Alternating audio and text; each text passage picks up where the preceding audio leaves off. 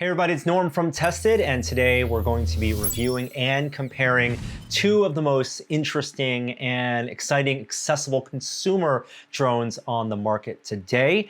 The DJI Mavic Air 2 that was just launched last month, as well as the Skydio 2, which is the second generation autonomous drone that was launched late last year. We finally have had time during this lockdown to do some flying and compare these head to head.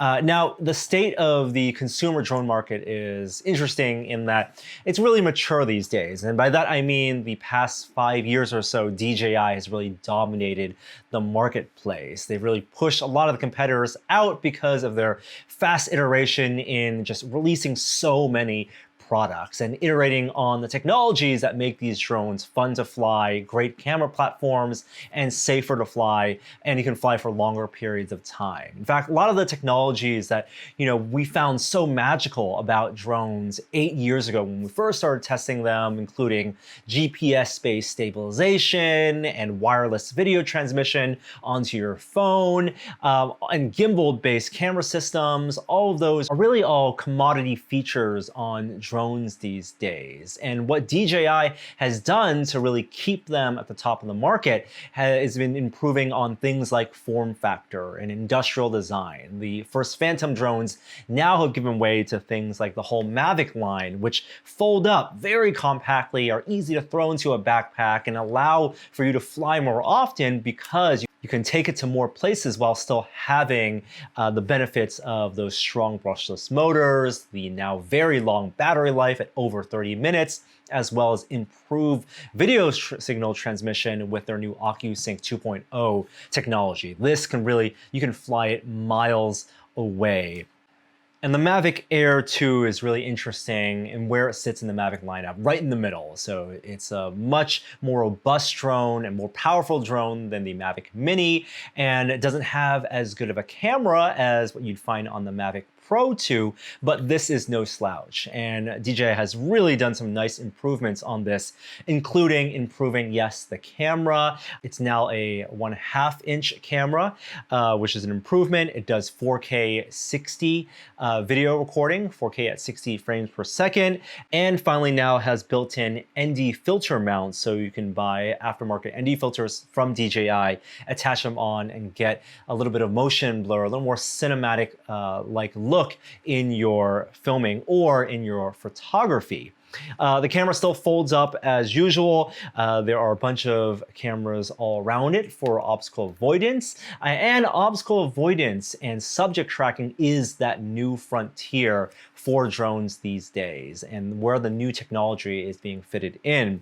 And that's where something like the Skydio 2 really shines, because this is a drone platform like with the Skydio R1 that is based all around autonomy and the ability to fly it and let it fly by itself and not have to worry about it while it's navigating and mapping the world in real time. Now, Skydio has made a bunch of improvements in the second generation model. First of all, it's a completely new form factor.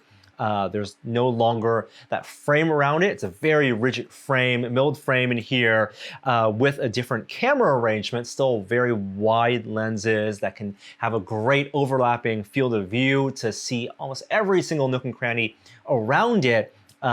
As well as now a 3-axis gimbal for the camera system, a much improved camera sensor and optics that also, like the Mavic Air 2, records at 4K 60 FPS. It doesn't quite fold up, it's not quite as compact as the Mavic Air 2, but still fits very easily in a standard backpack or in the hard carrying case that comes with, and it has a battery that attaches via magnet on the bottom, so it pops off very easily replaceable. You charge it with the battery on here with a USB-C port, and it has an SD card for expandable storage. But really the thing that makes Skydio 2 compelling is that autonomy engine that lets you put it up in the air and turn on a variety of tracking modes and flying modes, whether it's orbiting around a tracked subject that can see, just press it on the screen on your phone, or something like an augmented reality cable cam system where on your phone you can tap points in space, point A and point B, and then the Skydio 2 will fly between those points while still tracking a subject. Now, it still connects to your phone over Wi-Fi, so range is a little more limited, but you can extend that range with a new feature, new accessory, which is the Skydio beacon for $150. And this is, I would say, an essential accessory for the Skydio 2, because it not only extends the range you have for flying, but also improves the accuracy of subject tracking. So when you have this in your pocket, it's not going to lose track of you, even if it doesn't have line of sight with you on its computer vision camera. It also works as a remote control, but it's not a two-stick remote. You actually use this more as a motion controller, like a gesture-based wand or laser pointer, and you really just point in the sky and move where you want the drone to move, and it will immediately, very responsibly fly to that location.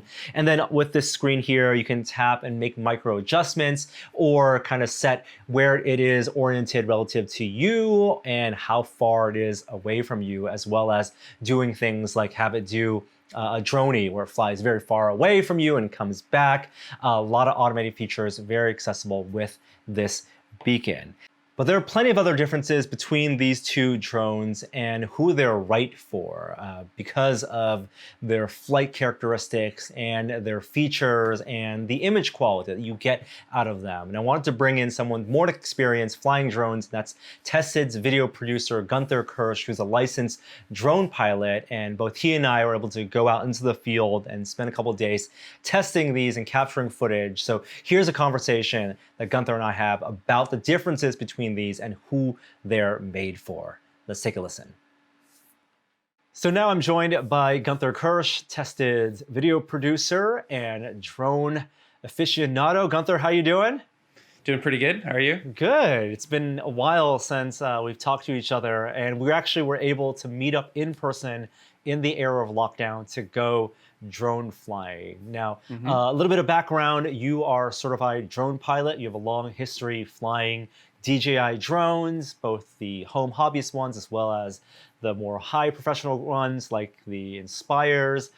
So you were excited to try the Mavic Air and the Skydio. Yeah, I really love their newer line of Mavic cameras. The Mavic Pro is one of my favorites, and the Mavic Air 2 is becoming one of my favorites too. So what I want to do is pick your brain and have a conversation about your thoughts on flying both of these. You were able to take a week with them and take them out into hikes. And I want to break down our conversation into like the three F's of flying drones. One, flight, feature set, and then also the footage itself, because the whole idea is to be able to film cool video or take great photos with these. Let's start with flight, and we'll start with the Mavic Air 2. We were flying primarily with the transmitter, the physical controller. And what did you think about the flight characteristics and the handling of the Mavic Air 2?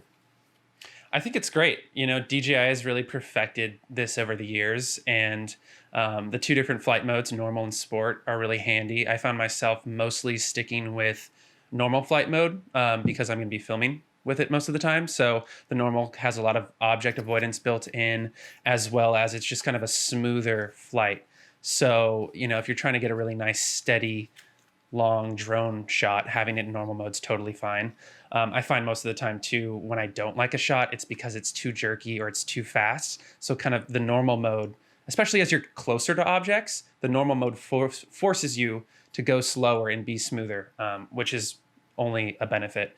And then like if the drone's like way far off after a shot, I throw it in sport mode, fly it back to me at 40 miles an hour, and it's there in a jiff. And then I throw it back in normal mode and do some more filming. Something I'm always surprised by with these, you know, the first time they introduce like a sport mode is just how powerful and fast it is. Like it just zooms, and if you're, you know, flying it at tree level or, you know, close to human height level, it just goes by so fast, much faster than, you know, 25-mile-an-hour-ish that we're used to for these type of drones. But the way you use it in terms of getting it back to you when it's far off in distance, when you don't necessarily need the obstacle avoidance features turned on in sport, and it's such an easy toggle to just switch it from normal sport on the transmitter, that's a really smart way of using it. Now, I know a lot of people think of sport drones or sport mode as maybe akin to like FPV flying, and certainly you can turn off the settings or adjust the settings so you get the attitude flight mode. But this is not a FPV style drone. Right. And honestly, I don't have much experience when it comes to FPV flying at all. That's like a whole different ballgame. And I know DJI sells some sort of FPV adapter, but from what I understand, that's not what this is for. It's for prosumer, semi-professional filmmakers, vloggers, travelers, people who want to document and in a somewhat cinematic way show off from an aerial perspective what they're doing. And the Mavic Air 2 is perfect for that. And they've really, over the years, been iterating because they iterate so quickly. The speed controllers, the responsiveness, the wireless signal. Of course, we did find instances where we're flying behind buildings, we lose the video signal, the HD video signal, which you can adjust to be lower resolution for better, Right. Lower latency. But it feels like the culmination of almost now a decade's worth of making drones, where you don't have to feel like the Mavic because it's so much smaller than what the Inspire is or what the Phantom used to be. The compromises are fewer and fewer. It still feels solid high altitude with wind. Yeah, I think I ran into I think I only lost video signal once and it quickly came back. And generally speaking, the Mavic Air 2 is completely foolproof. The only gripe I've had with DJI over the years is their software. And like you said, the iterations that they've gone through and have arrived to at this point with the Mavic 2 Air, it's just so easy to use. I didn't have hardly any issues when it came to software. I connected to my phone instantly. There were just no issues. Like I said, I lost video signal maybe once. But generally speaking, flight stability, overall ease of use was so fantastic in this. And that's what draws me to it. As well as, all the other benefits that we'll discuss later. Yeah, and ease of use. I mean, it's interesting you mentioned that because ease of use is what Skydio is 100% going for, the Skydio 2. And they've reduced the form factor a ton. This is almost like, compared to the first gen Skydio, this is like the Skydio Air, right? It doesn't have that big frame around it for the camera. The placement of their wide angle cameras for the object avoidance is more integrated into the chassis. Now, it doesn't fold, right? So this is the form factor. If you're going to travel, there's a hard case that comes with. But unlike the Mavic, it doesn't fit into something like tuck in that fits into a bag as easy as the Mavic does. The Skydio doesn't do that. But this is much smaller, and I do like things like making the battery magnetic, so that's really easy to attach to, and if it does crash, it immediately turns off. But the flight characteristics of this, while you can control manually, it's all about that automated flight, which is, when we're talking about features, that is its big defining feature, the obstacle avoidance and subject tracking. And, in fact, when you buy it, it doesn't even come with a physical transmitter. This physical transmitter is an aftermarket accessory. You can buy it from them for $150, and it's essentially the Parrot-made one. But I never found myself really defaulting to this as the way to fly. The phone app being able to then turn on, track me, select a subject, and make that the target, or use a 2-stick virtual controls, that was more than sufficient for the Skydio. Yeah, agreed. The whole purpose of the Skydio is to not really use something like a transmitter. It's nice that they include it as a little accessory, because if it was my only drone, it would be nice to have that feature set as an option. But using it, I found myself always defaulting to the beacon and the phone app, which work flawlessly. And I have to hand it off to Skydio 2. As you said, the industrial design of it, the physical design of it is actually really impressive, especially since this is only their second generation. I mean, it's kind of impossible really to compete with DJI when it comes to that, but they've done a darn good job. And it feels solid. It feels really nice. It looks great too. Like you said, it doesn't collapse down as neatly as the Mavic does, but I wasn't bothered by it for what it is. The beacon, that might be my favorite thing about the Skydio. And if there's an accessory to buy, I'd say don't buy the transmitter, buy the beacon, because you can use it essentially as a laser pointer where you point to it in the sky and you can drag it, and the drone flies there while maintaining at all times the obstacle avoidance, so I can position it to the drone. Now, the interesting thing is you can't like precisely position, where it is relative to you. You can set distance away from your subject. It's like like distance 1, 2, 3, 4, 5, like that kind of thing. And that's kind of their mindset, right? It's less of finding this precise point in space that you would be using a transmitter to find, and more about generally in this area, this angle relative to you, face the subject this way, and then turn on these tracking features like orbit, like stationary tripod, like this the camera Zip rail line. system, the zip line system that go from point A to point B while tracking you the whole time. Those are the things that the Skydio really excel at, and not once did I have to worry about it crashing. Where if I tried to have that mindset with the Mavic, I felt like in the back of my head, I was always worried it was going to crash. And a few times, we did. Yes. We did. We tried. Yeah.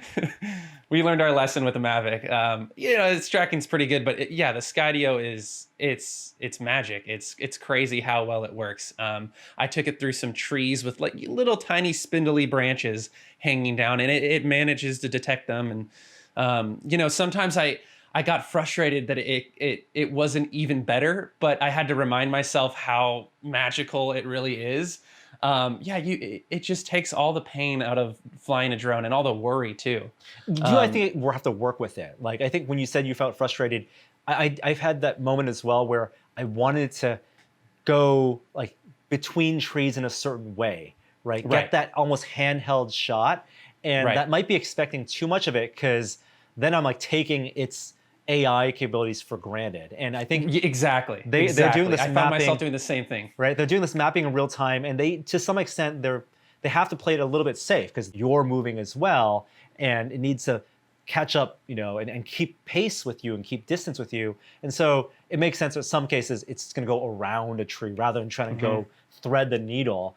But again, it never crashes, and it just stays with you whether you're on a bike, whether you're on a hike. Walking, there's no problem. It's going to do that orbit. Or when we tested it with Adam, when he was on his one-wheel electric skateboard, stayed with him the whole way, including after he crashed.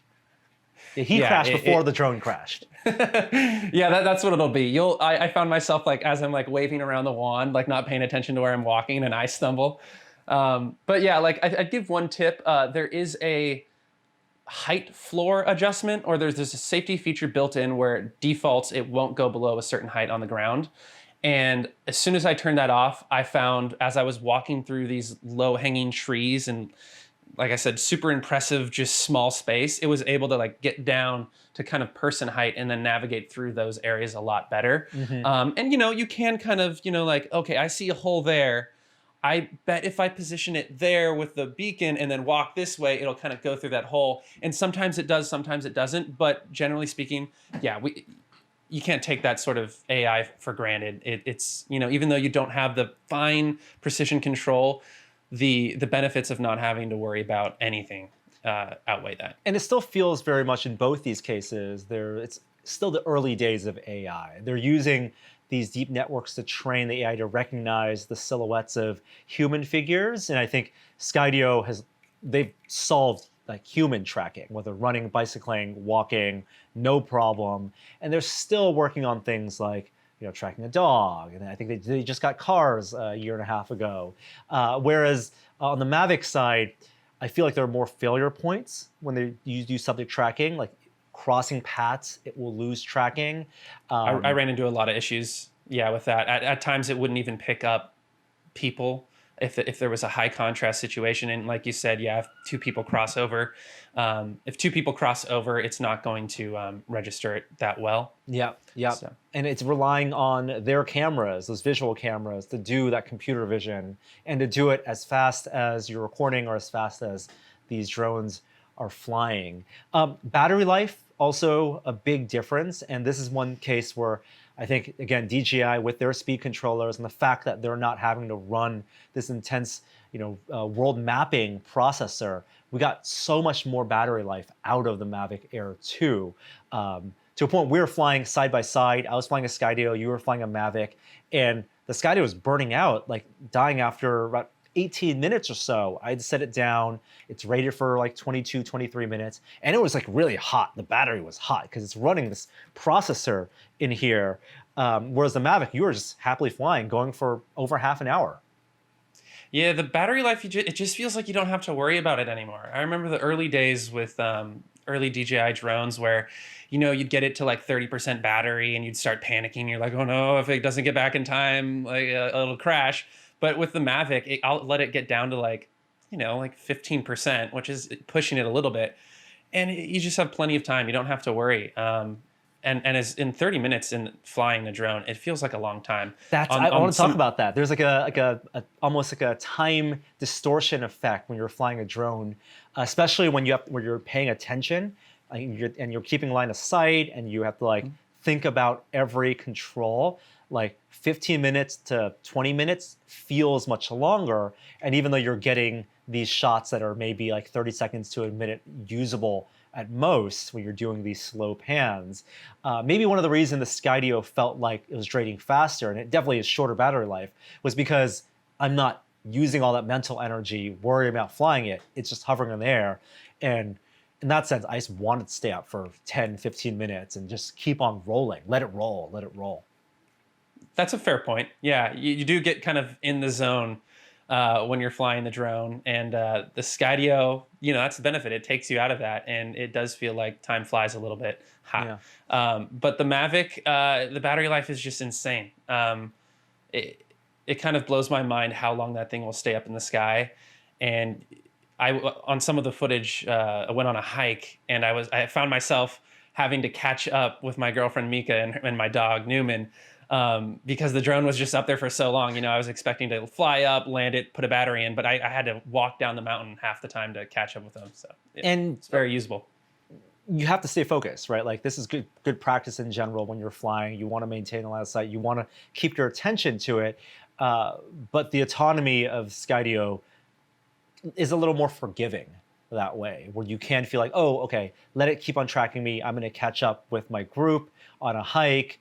Whereas if you're flying manually with the DJI, yeah, you're staying there. When you're flying, you are flying that drone. Yeah, the Skydio flying experience, after I got the hang of it, was actually really nice.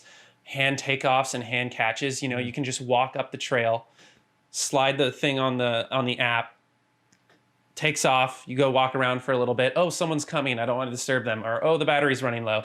Bring it back to you, tell it to land, and just catch it, and you're ready to go. Swap a new battery in and out. Whereas, the Mavic, it lasts a long time. It's kind of like a little bit more of a commitment. Right. And I think their software reflects that, where on the Skydio, when the moment you launch it, it starts recording video. That's the default option because they know every second of footage is going to be usable and good. Where with Mavic, it's more of a traditional photography and videography style where you're positioning it, recording, then kind of doing your shot that you had in mind. And speaking of those shots, there are now more camera features. They both support ND filters that you can buy aftermarket wise. And one of the interesting things, because you film a lot of video, we film for Tested. And when you think of filming video, you think of 24 FPS and maybe a 180-degree shutter for a cinematic look. And we tried that with the ND filters, so you can get that shutter down to 1/50th of a second, 1/60th of a second. And I actually did not like the blur I saw in the image quality that much with a low shutter. I like the crispness of a high shutter image on drone video. Yeah, agreed. If you want to get that cinematic, 24p cinema blur, it doesn't look great as you're zooming past trees and things like that. You want it a little more crisp. Yeah. And honestly, like defaulting to shooting into 60p at times to kind of get that forced crispness is kind of nice in a certain regard, because then you can just slow the footage down in post, which slow-mo drone footage looks great. Yeah, 1080p 60 is like a nice sweet spot. 2.7K 60 a sweet spot for filming with drones with this type of footage. And then also the ND filters, I think maybe are better suited for maybe photography, right? If you're going to do a longer exposure, right, or a sunset shot, you want to get some streaks in there, or like then the ND filters work. But no need to be super aggressive with that. And there are some really dark tinted ND filters that you can buy for these. Yeah, we experimented with the heaviest ND filter, and it kind of just forced the auto exposure to open up the shutter for a little too long. So if you kind of find the sweet spot with using, I think 1/16, that ND is what we were using a lot for bright sunny days, and that kind of seemed to be like really nice because it toned it down just enough and kept the shutter quick enough to where things seemed crisp. Yeah, yeah. And we're at the point with these drones where not only is the processing good and being iterated on for processing the images and crunching those pixels, but also the cameras themselves, the image sensors and the lenses are pretty good. And these aren't professional grade like images that you're gonna get like mounting a mirrorless camera or DSLR on a heavy drone. And it's not even the image quality that you're gonna get on the Mavic Pro, right, which has that 1-inch sensor. The first Mavic Air and the Skydio had the same size sensor, that 1 2/3 inch sensor, but the Mavic Air 2 has a larger sensor at 1/2 inch, and it's good. The 4K images look good. It does HDR native, so not just for photos, but HDR video, can process that in real time. You do get less of the manual configuration options when you do that. And you do see some noise, because a lot of times you're flying in these bright days and you're trying to get, bright days, aren't noise free because in the shadows, under where trees are casting shadows, where people are standing, you're going to see noise. And that's just a part of, what you have to deal with these types of drones and these sensor sizes. Yeah, it's a small trade-off for everything you get in these little drones, the form factor, the ease of use. And like you said, you are going to be most of the time flying this, especially because of legal regulations, in bright daylight, which is fine. Like a little bit of noise in the shadows, easily adjusted with a little bit of a color grade. And even the noise that is there, it's not that bad. Yeah. You're not going to be putting this in a Hollywood film, right? If you put this up against an RE, yeah, you're going to notice it. But it's probably going on YouTube. It's probably going to go through some sort of post-processing and some sort of compression too. So for what it is, it's awesome. It's a small trade-off. So who are these drones for, do you think? Like, under $1,000, $800 for the Mavic Air 2, $1,000 for the Skydio. If you had to pick one up right now, right, which one would you pick, and what would you use it mostly for? I love so many things about the Skydio. I think it's an amazing piece of technology and filming equipment too. But if I were to buy a drone, it would be the Mavic. It's mostly just because I have a decent amount of experience flying drones, so not that it's second nature, but I just don't have that apprehension when flying them that I worry about crashing them so much anymore.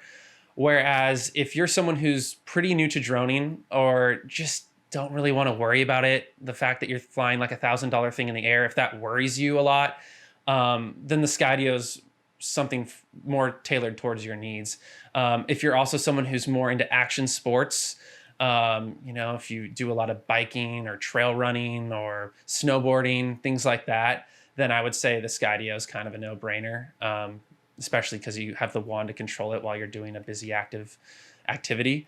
But for someone like me who's done a lot of flying over the years and, I have a good idea of what I want to capture, the Mavic is more tailored towards my preferences. Yeah, absolutely. And that portability, that battery life, I think the battery life is a big thing here. And one of my biggest wishes, because I'm totally the person who is going to go for the Skydio. I don't want to have to worry. Like, I can put my thumbs on the sticks and manually control it, but I just want it set in the air and mess with the different tracking modes and trust that it's not going to crash into a tree. I love that, but not getting really 20 minutes of flight time, like you're only going to get 2 or 3 shots that you need. And for people who are going out, whether it's for a production shoot like us, taking this out to film Adam on location, or someone when it's possible to go on a bike ride. Your bike rides are not 15 minutes long. You want, a good hour of footage and different types of footage. And in that case, you're going to get more batteries, and then it starts to add up. True. But, the Skydio has come in very handy in a couple productions, as people have probably seen in this video. So I can't knock it at all. Like, I've been busy off shooting something where, I don't have the time to deal with, even though the Mavic's pretty easy, there's like a little bit longer of a setup process. And the Skydio was just instant. You threw it up in the air and we were getting shots. And I think it was literally like the last 10 minutes of one of our really long shoot days. And, that's all you needed, just those 10 minutes. So that battery was totally fine in that case. So it has its place for sure. Absolutely. It's amazing technology, and what a cool iteration on both of these, right? For the Mavic Air 2 as well as the Skydio 2, that you can get a drone of these capabilities for under $1,000. Thanks, Gunther. Thank you for checking in and talking about drones with me. Hopefully we'll be able to catch up in person more and fly more in the future.